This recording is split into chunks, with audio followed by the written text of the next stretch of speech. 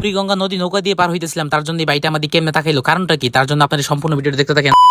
আসসালামু আলাইকুম। আজকে চলে আসছি নারায়ণগঞ্জ বুড়িগঙ্গা নদীর ভিতরে। আর নৌকায় করে আমরা এই পার থেকে ওই পার যাওয়ার চেষ্টা করবো। তো দেখতে দেখতে আমরা চলে এসেছি প্রায় নৌকার ভিতরে। নৌকা স্টারও দিয়ে দিচ্ছে, দেখতেই পাচ্ছেন। আমরা ইতিমধ্যে প্রায় নৌকা ছেড়ে আমরা মাঝখানে চলে আসছি। বুড়িগঙ্গা নদী দেখার অনেক ইচ্ছা ছিল, তার জন্য চলে গেলাম বুড়িগঙ্গা নদীর। আর আমি নৌকার ভিতরে ভিডিও করতেছিলাম, অনেক মানুষ রয়েছিল নৌকার ভিতরে। আর এই দিক থেকে দেখতে পাচ্ছেন আমার একটা পিছনে ভাই, দেখেন আমার দিকে কেমন তাকাচ্ছিল, আমি নাকি অন্য কিছু করছি এটা দেখার জন্য। যাই হোক, আমি অন্য কিছু করতেছিলাম না, আমি শুধু ভিডিও করতেছিলাম। আর এই দিকে দেখতে পাচ্ছেন বুড়িগঙ্গা নদী এত বড়, দেখতে দেখতে খুব ভালো লাগতেছিল। অস্ত অস্ত নৌকা আমার ওই পারে চলে যাচ্ছে। ইনশাআল্লাহ আপনারা একদিন যাবেন, গিয়ে ঘুরে আসবেন বুড়িগঙ্গা নদীর ভিতরে, অনেক বড় বড় লঞ্চ দেখতে পারবেন। দেখতে দেখতে আমরা প্রায় এই পারে চলে আসছি, আর কিছুক্ষণের মধ্যে আমরা ওই পারে পৌঁছে যাবো ইনশাআল্লাহ। আর আপনারা দেখতেই পাচ্ছেন সামনে দেখেন কত একটা বড় ট্রলার দাঁড়িয়ে রয়েছে। কিশোরগঞ্জের ভাষায় আমরা কি বলি, এটা কি স্টিল বডি, আপনারা কি বলেন অবশ্যই কিন্তু কমেন্ট বক্সে বলে যাবেন। দেখতে দেখতে আমরা প্রায় চলে আসছি এই পারের মধ্যে, নামিয়েও গেছি। দেখেন এত পরিমাণ এই নদীর ভিতরে মাত্র দুইটা ট্রলার দিয়ে মূলত এই নদীর ভিতরে মানুষ যাতায়াত করে। আর এখানে আসছি মূলত আমি যে এত বড় বড় ট্রলার গুলো দেখতেছিলেন, এটার উপরে উঠবো, ওইটা একটা পিকচার তুলবো, তার জন্য মূলত এসেছি। তো আজকে এই পর্যন্ত। ভিডিওটা ভালো লাগলে অবশ্যই শেয়ার করে দিবেন, শেয়ার না করলে কপালে বউ নাই।